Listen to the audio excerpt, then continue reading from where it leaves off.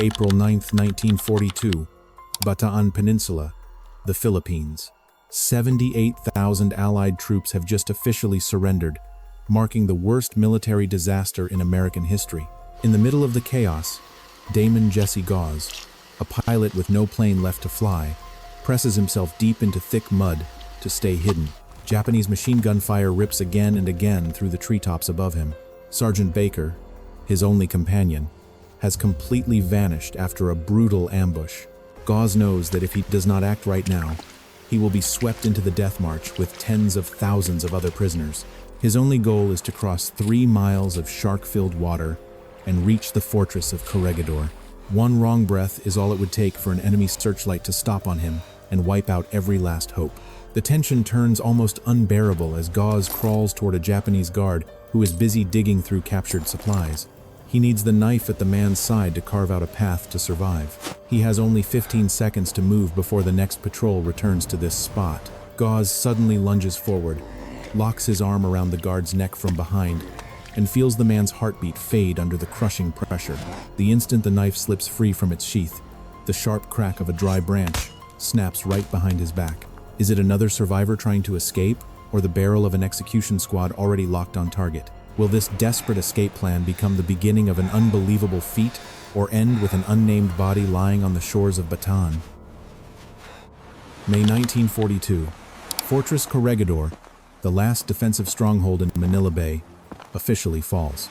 The defense system, once called the Gibraltar of the East, collapses under the weight of thousands of tons of artillery fire. Before that, more than 76,000 troops at Bataan had already been captured and forced into a death march stretching 65 miles.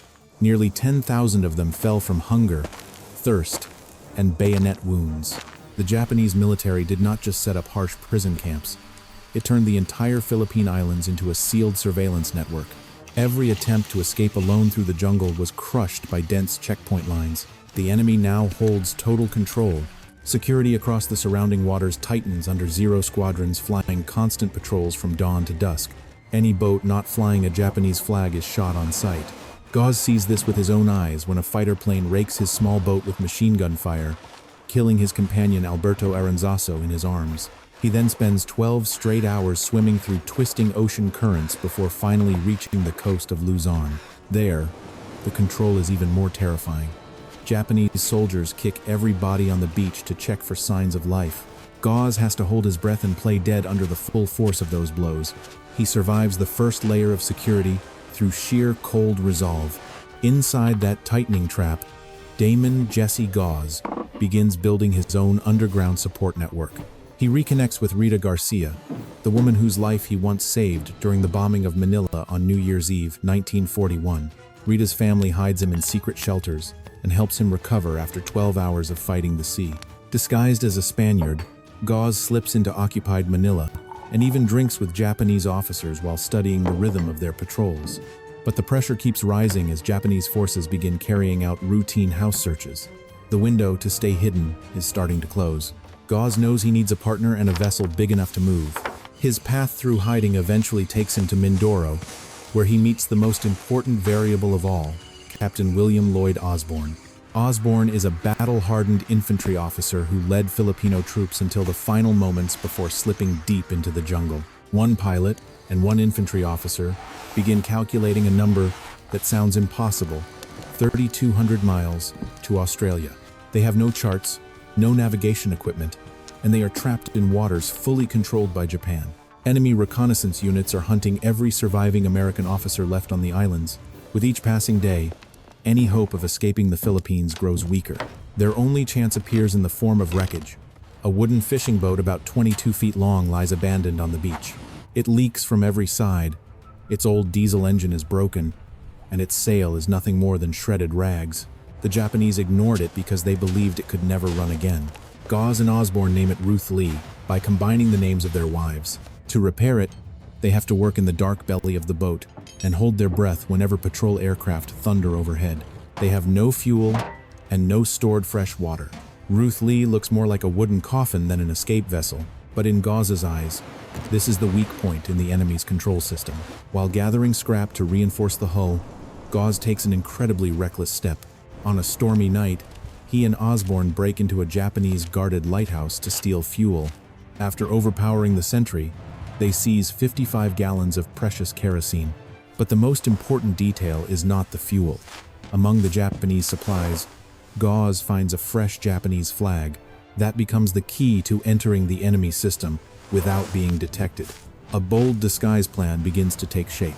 They will turn Ruth Lee into a local fishing boat that appears loyal to Japan.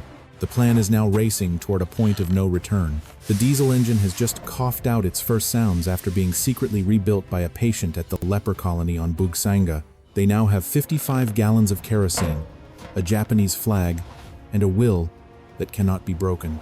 But the Japanese have just imposed a new curfew across the entire region, ordering every vessel to report its position after 6 in the evening. The clock is counting down. Will a Japanese flag be enough to fool patrol warships across a 3,200-mile voyage? And what unknown variable is waiting for them at the next lighthouse when their fresh water runs out?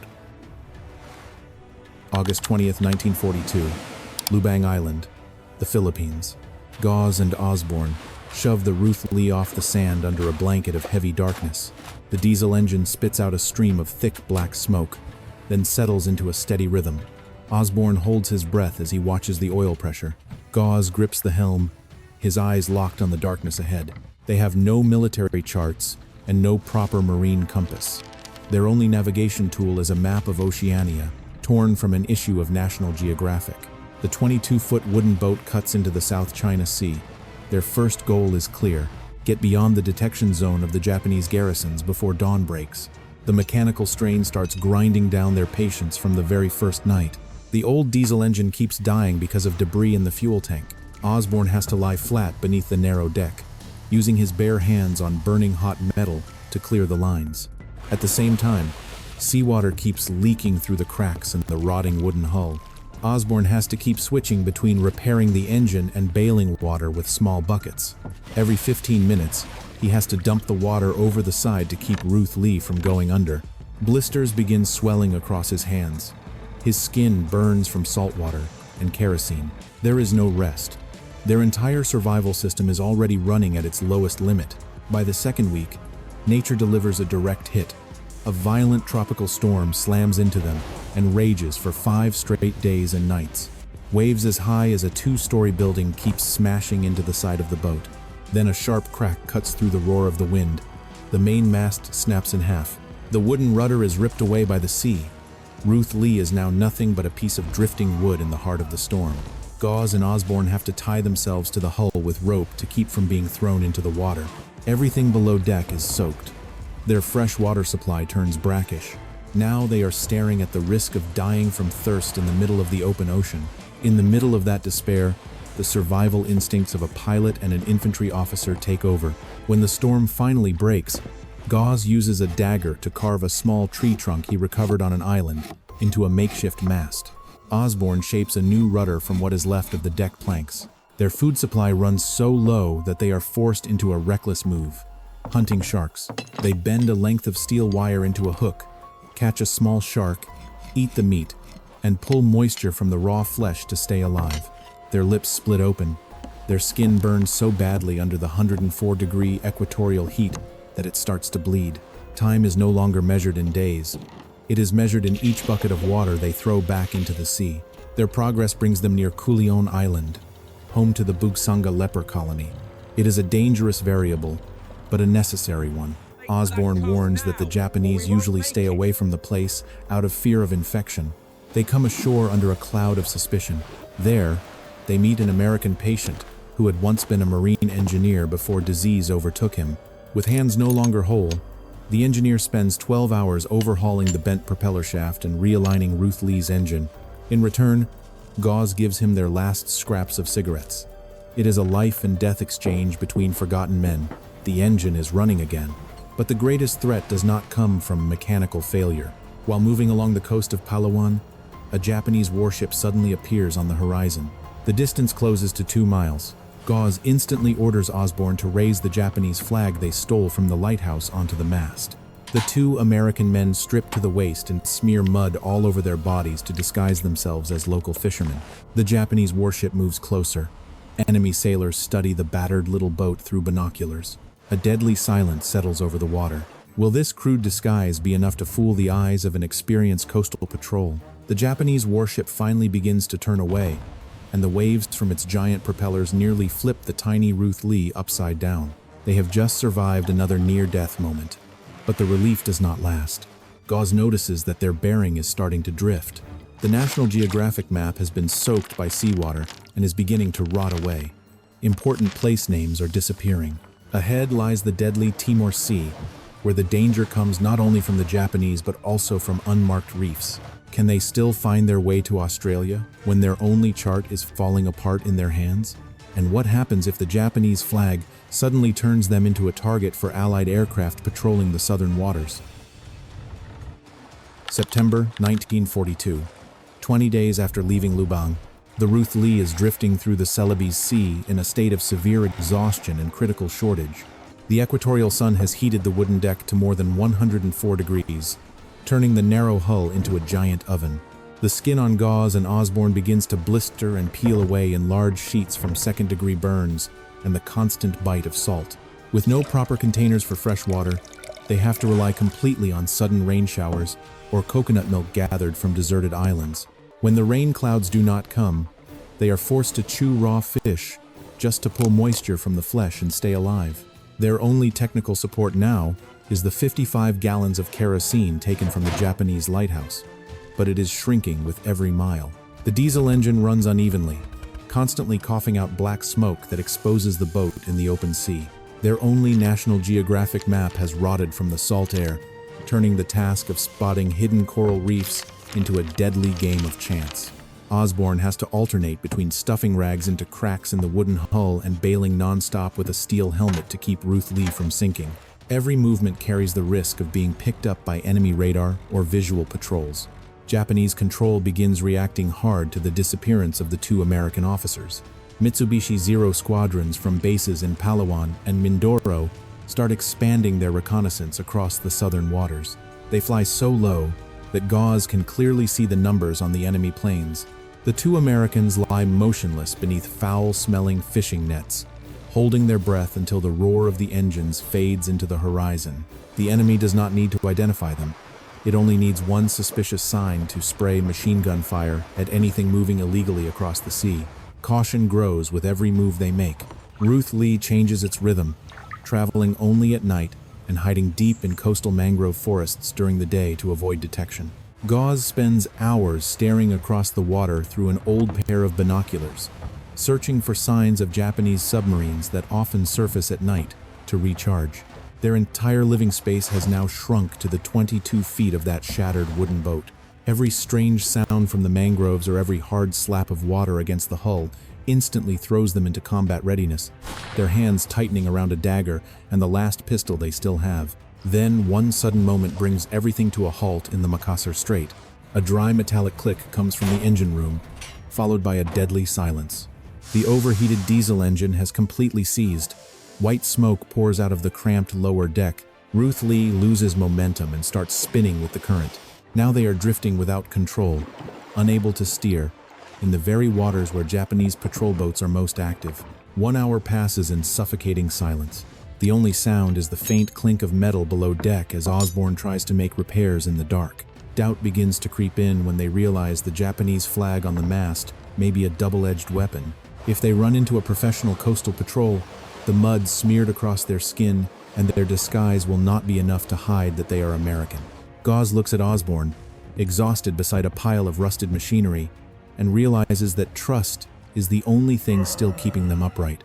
The silence between them grows longer after the trouble involving Colonel Wells. The secret of their escape may already have leaked from the islands they passed through, turning them into hunted targets across the waters of Southeast Asia. A troubling sign appears near the end of September.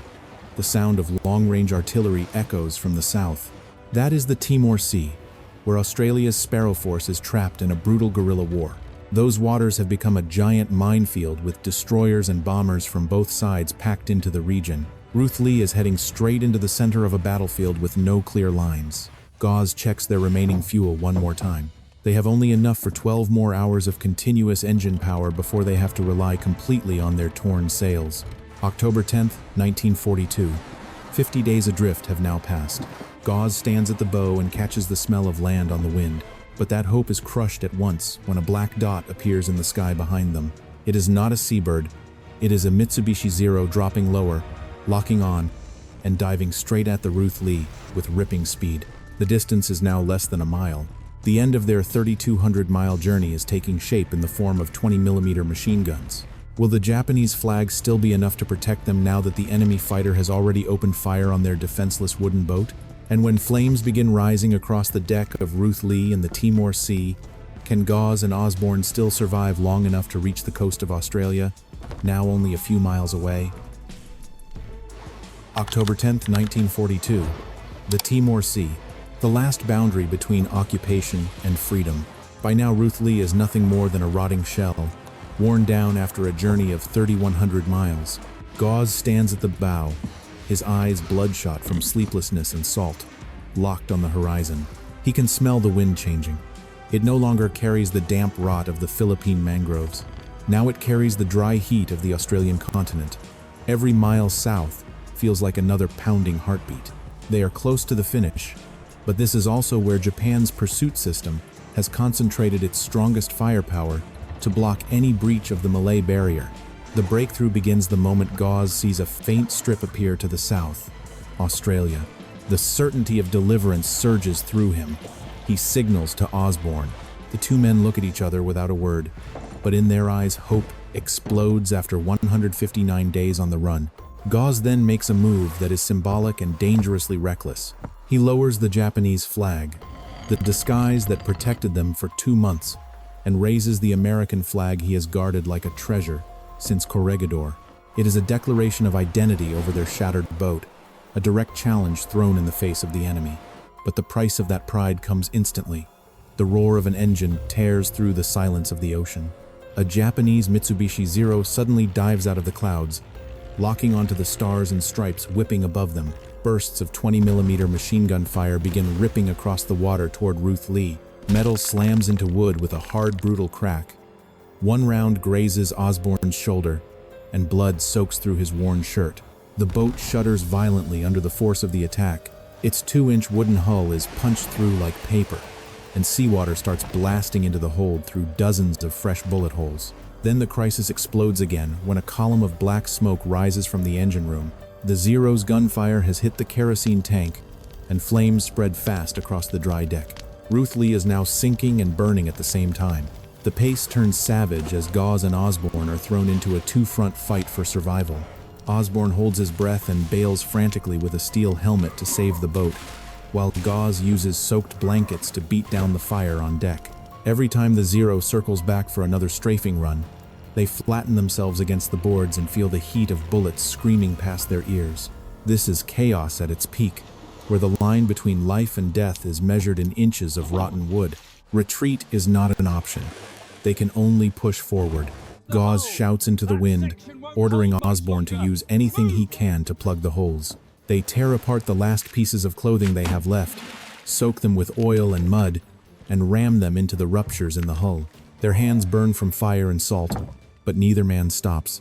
After running low on ammunition, the Zero makes one last low pass like a final salute from death itself, then disappears back toward its base in Timor. RUTH Lee is now little more than a smoke-stained frame rocking on the water, but the fire is out.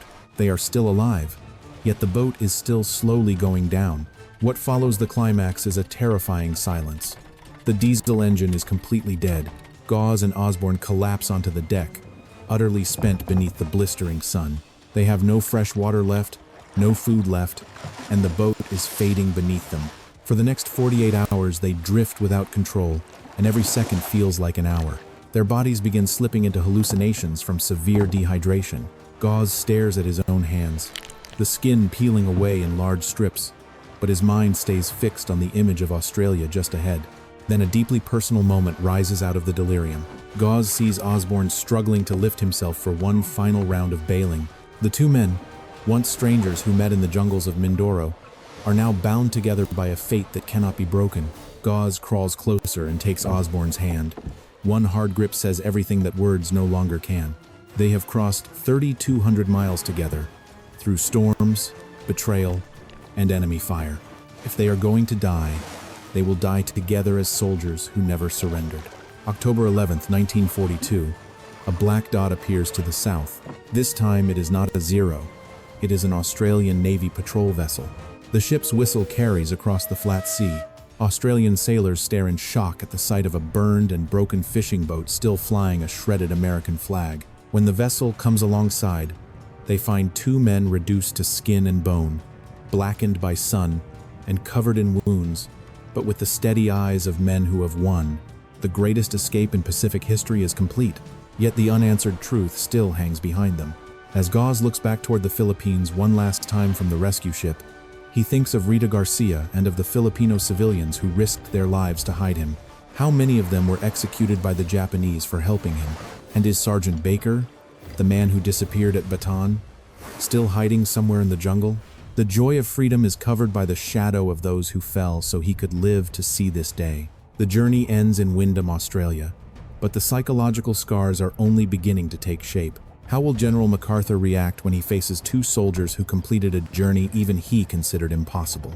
And what legacy will Ruth Lee leave behind in the blood-soaked history of the Second World War? October 12, 1942, Lubang Island, the Philippines. The Japanese military police, known as the Kempeitai, move into Gauze's last hiding place, but find nothing except a patch of torn-up ground. Ruth Lee has completely vanished from the enemy's surveillance grid. A harsh investigation begins at once, targeting local civilians suspected of helping the escape. Japanese military reports from the area record a serious failure in controlling high-ranking American officers. But news of the successful breakout is tightly sealed to prevent any wave of rebellion inside other prison camps. In public records, the trail of Gauze and Osborne in the Philippines is officially erased, leaving behind only quiet rumors moving through the resistance network. October 21st, 1942. Brisbane, Australia. Damon Jesse Gauze and William Osborne stand before General Douglas MacArthur's office with bodies still far from fully recovered. The legendary Pacific commander stares at the two ragged soldiers, little more than skin and bone, yet with fire still burning in their eyes. "Well, ill be damned," MacArthur says before personally awarding both men the Distinguished Service Cross for extraordinary heroism. The record of 52 days adrift and 3,200 miles across open water is entered into military history as an achievement without precedent. But even in the middle of the ceremony, Gauze feels a cold emptiness inside. He knows his freedom was bought with the blood of those who were left behind. The truth of the journey still holds dark pieces that were never fully explained. The record of the shooting involving the man who called himself Colonel Wells on a remote island remains clouded by suspicion. Was he really a German fascist spy, or just another victim of wartime paranoia pushed to its limit? No official investigation is ever opened afterward, and the death of Wells remains a secret buried inside Gauze's personal journal. The Filipinos who once helped them, including Rita Garcia, also begin disappearing in the wake of Japanese sweeps. Part of the soul of this escape is left forever beneath the coral reefs of the South China Sea. Summer 1943. Gauze returns to the United States as a national hero, but cannot adapt to the safety of life at home. He is haunted by flights and by the men still trapped in prison camps. Even with the chance to remain behind and promote war bonds, Gauze forcefully demands to return to combat. He is sent to England and joins the 365th Fighter Squadron to fly the P-47 Thunderbolt. Men in his unit later recall that Major Gauze carried one strange habit. He would often wake at midnight and check the windows as if he were still hiding in the jungles of the Philippines. The nightmare of being hunted never truly ended. March 9, 1944. Isle of Wight, England. During a test flight of a new P-47 design for the Normandy invasion campaign, Gauze's aircraft suddenly suffers a major mechanical failure. The fighter slams straight into the ground in an uncontrolled vertical dive. Damon Jesse Gauze dies at the age of 28, only 18 months after escaping death in the Pacific. The man who crossed 3,200 miles of shark-filled sea in Japanese war patrols is finally brought down by a mechanical accident over peaceful land. He is buried at the Cambridge American Cemetery, leaving behind his wife and a son, who has just turned 1 year old. William Osborne, the man who crossed the sea with Gauze aboard Ruth Lee, lives a longer life but one no less brutal. He joins Merrill's marauders and continues fighting behind enemy lines on the Burma front. Osborne later serves in both the Korean War and the Vietnam War, carrying the survival lessons of the 1942 escape to train new generations of soldiers. He retires with the rank of colonel and dies in 1963. Osborne rarely speaks about the 3,200-mile journey unless someone asks where the name of that battered little boat came from, the one he spent 52 days bailing out to stay alive. 1999. Gauze's son, Damon L. Gauze Jr., discovers an old wooden trunk in the family storage. Inside are a yellowed journal and small photographs from the journey of Ruth Lee. For the first time, the full truth of the greatest escape in American military history is revealed after more than 50 years in the shadows. The numbers, the timeline, and the mechanical details of engine repairs and shark hunting come alive like an indictment of war's cruelty. Gauze's legacy is not his medals. It is the unbreakable will of a man who refused to remain trapped inside a system built to destroy him. Ruth Lee now survives only as a name in the archives, but its story still leaves behind a cold echo of what human beings can do when they are pushed to the edge. Japan's control system collapsed long ago. The borders of Southeast Asia have changed, but the marks of that sea crossing remain carved deep into military history. Gauze escaped Bataan. He escaped Corregidor. He escaped the Pacific. But in the end, he still became part of a wartime timeline that never stopped moving. Somewhere else, at another moment, a new boundary rises again, and other escapees begin calculating their own numbers of life and death.